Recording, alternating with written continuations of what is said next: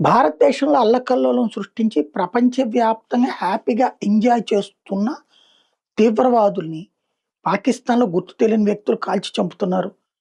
బ్రిటన్‌లో చంపారు, కెనడాలో చంపారు, అమెరికాలో చంపారు. అమెరికాకి సీన్ అర్థమైంది. ఒక మొసాద్, సీఐఏ టైప్‌లో భారత ఎన్ఐఏ ప్లాన్ చేస్తున్నారు. భారత సీబీఐ వీళ్ళందరూ కలిసి అన్నటువంటిది. దాంతో కెనడాను అప్రమత్తం చేసింది. ట్రూడో గాడు అప్పుడు చెప్పింది అదే.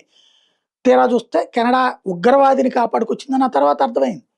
అలాగే అమెరికాలో ఒక ఉగ్రవాదిని లేపేస్తే, ఆ ఉగ్రవాదిని ఇచ్చినటువంటిది భారతీయుడు అయినటువంటి రాధికారి అంటూ అతను వేరే దేశంలో ఉంటే, ఆ దేశంతో మాట్లాడి తెప్పించుకుని మరీ అమెరికా శిక్షించింది. వాడి దేశంలో ఉగ్రవాదాడు తెలుసు. ఖలిస్తానీ తీవ్రవాదని తెలిసి కూడా ఖలిస్తానీ తీవ్రవాదిని చంపడాన్ని తప్పుపడతా భారతీయ గూఢచర్య విభాగానికి సంబంధించిన వ్యక్తి అని చెప్పి ఒకతన్ని పట్టుకొని చూపించింది. మరి మనం మాత్రం ఎందుకు ఊరుకోవాలి? మోడీ ఊరుకుంటాడా? ఈశాన్య రాష్ట్రాలను వేరు చేయడానికి కుట్ర పన్నినటువంటి వాడి తాట తీయించాడు. ఇప్పుడు యూఏపీఏ యాక్ట్ కిందన జరుగుతున్నటువంటిది అదే.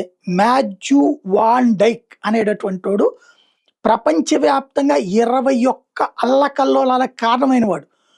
అనేక దేశాల మధ్యన యుద్ధాలకు వాడే కారణం. వాడు రకరకాల ప్రయత్నాలు చేస్తూ ఉంటాడు. ఎన్ని స్ట్రాటజీస్ పాటిస్తాలో అన్ని స్ట్రాటజీస్ పాటిస్తుంటాడు. వాడు సాధారణ పర్యాటకుల్లా నటిస్తూ భారతదేశంలోకి వచ్చి మయన్మార్ సరిహద్దుల్లో మిజోరాం బోర్డర్‌లో పెద్ద యుద్ధమే చేయడానికి రెడీ అయ్యి వచ్చాడు. వీడు ఒక అమెరికన్ మెర్సినరీ.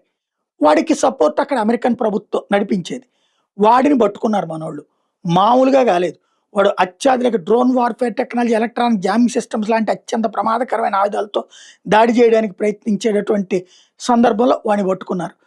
అమెరికా అధ్యక్షుడు ట్రంపే స్వయంగా నరేంద్ర మోడీకి ఫోన్ చేశాడు. కానీ మోడీ వదిలిపెట్టలేదు.